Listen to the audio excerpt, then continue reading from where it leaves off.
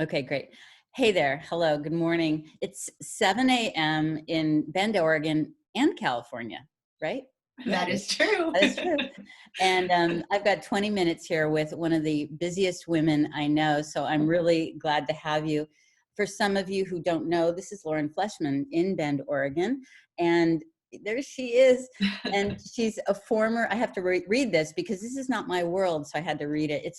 You're a former track and field athlete. I feel former is weird because you're a runner. Yeah, I'm still a runner, lifetime runner. Lifetime runner, but a former track and field athlete. You were the U.S. 5,000 meters champion in 2006 and 2010. I don't know what that is, but it sounds amazing.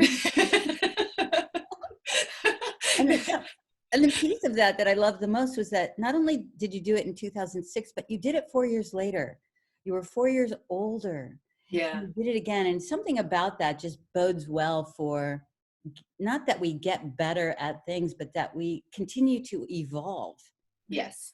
you know? Yeah, absolutely. And with both victories felt completely different because I had changed so much in the intervening years. I love that. That's so great.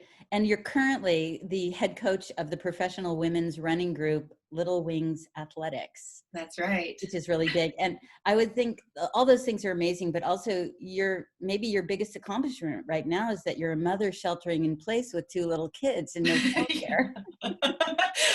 Everyone's alive still. Good. You can't take it for granted. Yeah, you got a I did 6 like and a that 2-year-old. Instagram post of your son pulling your daughter along with a leash. Yeah, they've been asking me for a dog, and I mean, it was just so funny. That was like one of the times I tried to get brave and like leave the immediate street that we live on Yeah. with the two of them, because the 2-year-old she's just something else right now, Yeah. and the 6-year-old he's at a fun age, but I'm looking down at the stroller as I'm just pushing it up this hill, and it's heavy, and of course no kids are in the stroller Yeah. because Yeah. why would Wild. yeah, they don't want to be in the stroller Yeah. now.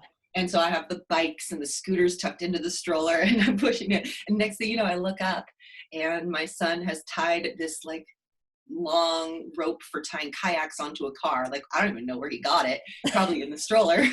Right. And it's around my daughter's waist and she's on all fours and he's just pulling her along and she's loving it. Yeah. I've seen some good shenanigans and I appreciate that. That's really funny.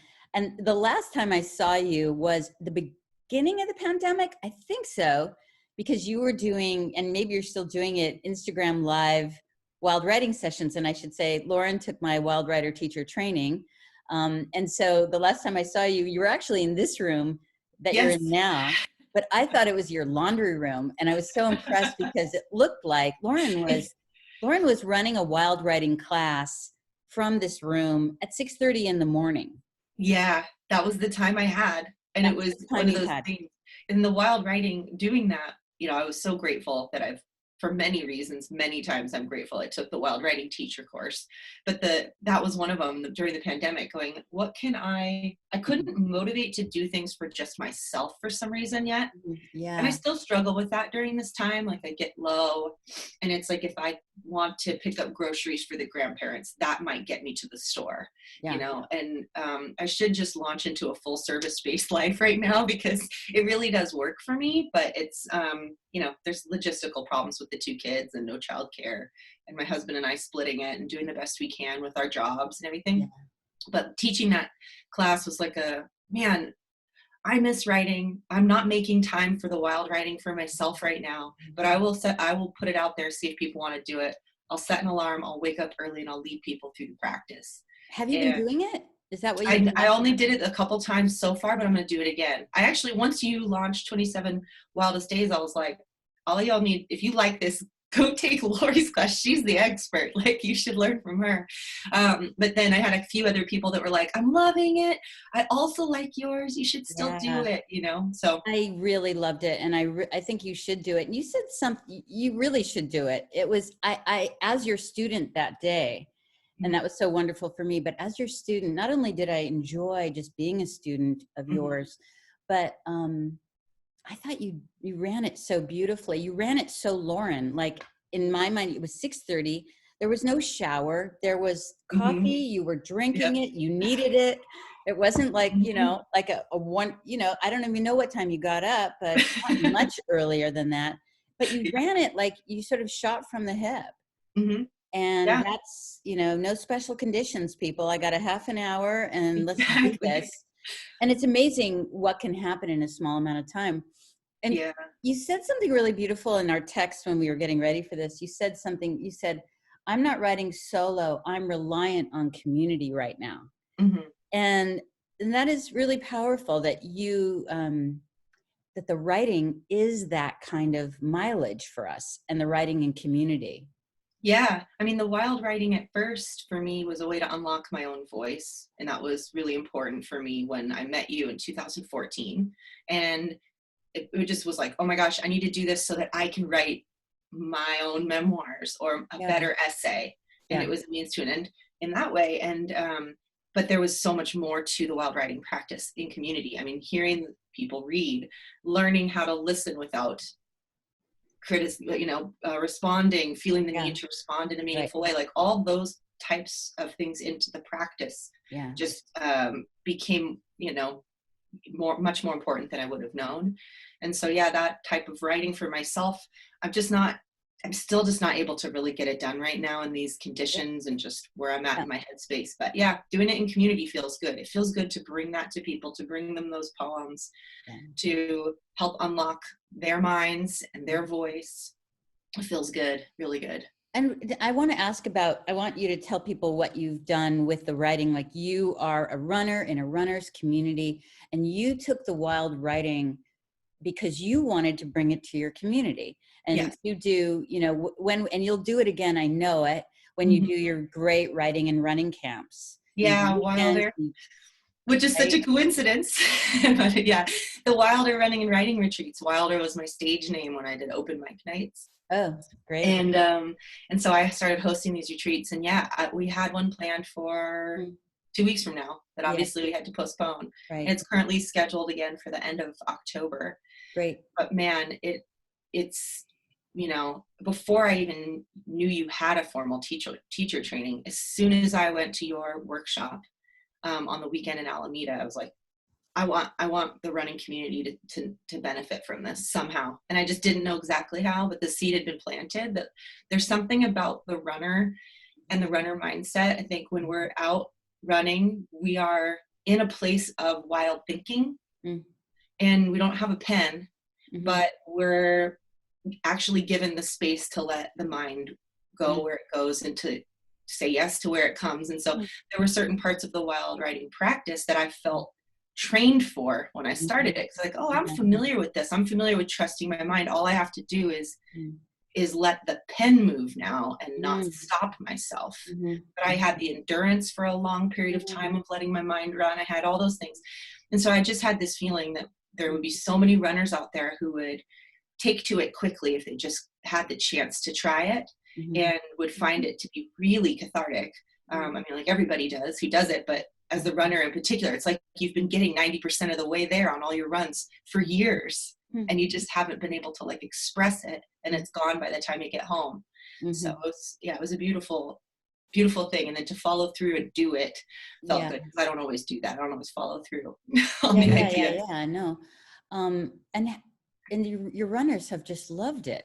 Yeah. Do you think it's made them better runners, or just better people, or more whole? How do you look at that? Yeah, I don't know. It's hard to say. I get a lot of really amazing letters after the Wilder retreats, Mhm. and a lot of the positivity that I hear comes from being surprised by themselves. Mhm. That feeling of like, wow, I Mhm. that voice that's in there, and I imagine you hear the same things. So I don't know if it's different for runners or not. Um, I haven't heard this specifically from anyone, but this is just my experience, that it has made me appreciate my running time in my mind Mhm. a lot more, Mhm. that it, instead of feeling like it was just this, I don't know, Mhm. Mhm.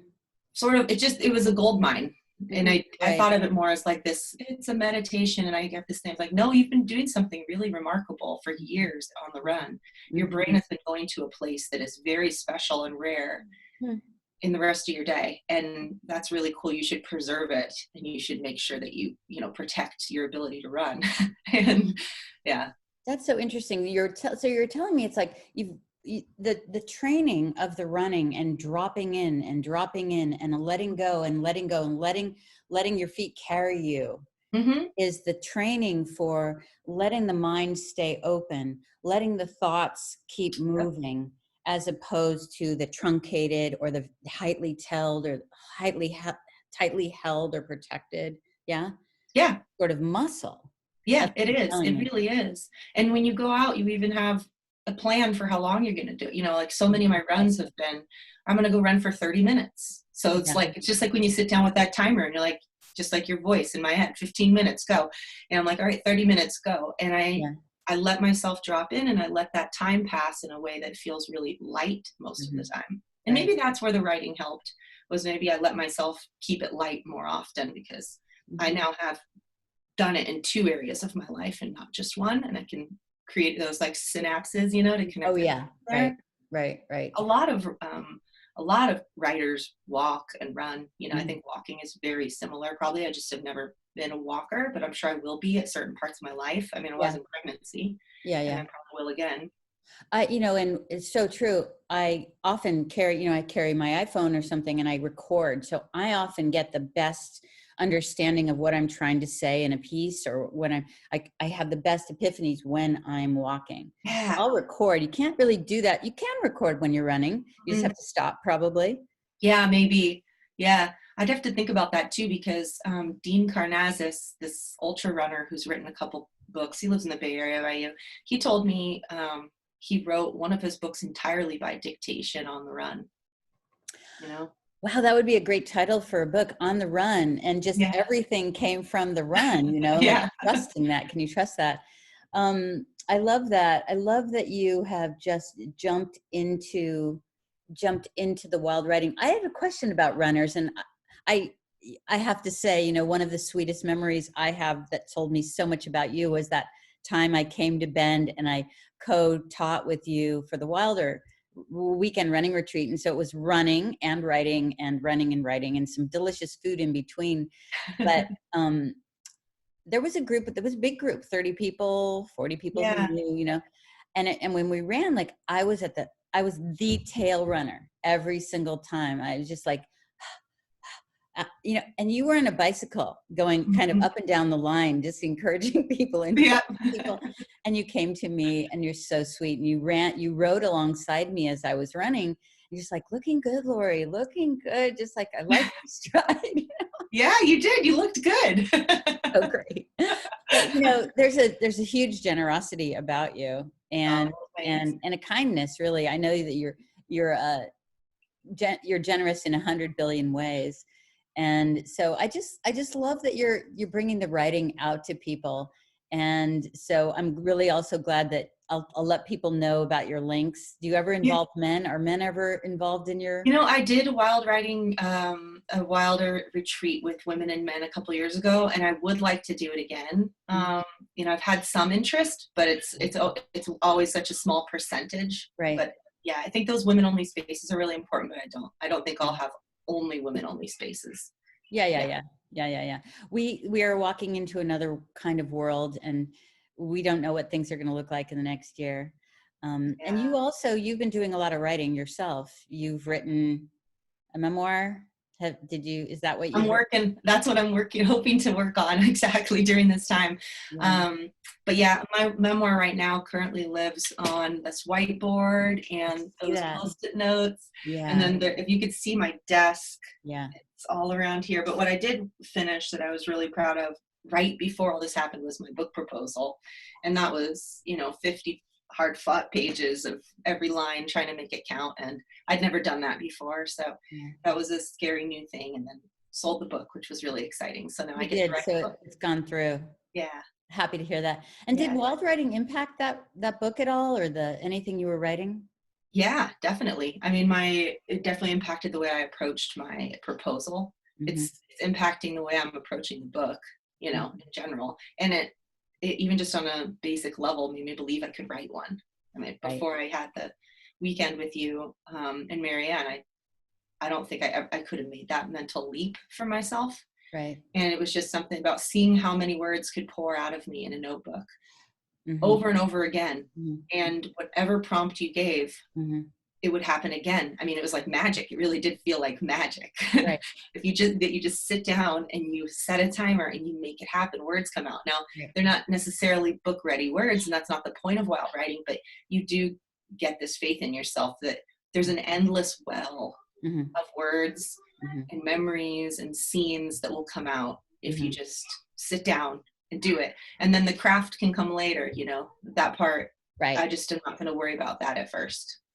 And it reminds me of like, and I hear children in the background. Did you hear children in the background? Yeah. The door's opening now. Hi. Okay, good. Go see Oh, Daddy. this is good. You got a Very little good. peek of the I munchkin. got it. It's real. We didn't just make up that part about you being a mom. Yeah, you can leave it in there. That's life. I know, seriously. I just want to say, like, the thing about, I know just as a runner and was as an athlete, as a person who moves my body, that, it's very similar to getting to the blank page. Is like that first few minutes can be Mm-hmm. like, what, or, oh, Yeah. or, so there's this kind of dual training that we do. And I guess what I want to say, what I'm asking Lauren is, and how does it feel when you're not happy on the page, or you're not feeling it, or you get out and you start running and you're not feeling it? Is there a similarity in what happens for you? Yeah, I think maybe because I had so much experience with it in running, I knew not to take it personally. I like that. So I think that's the thing that I was able to translate pretty easily to the writing practice once I started doing a writing practice.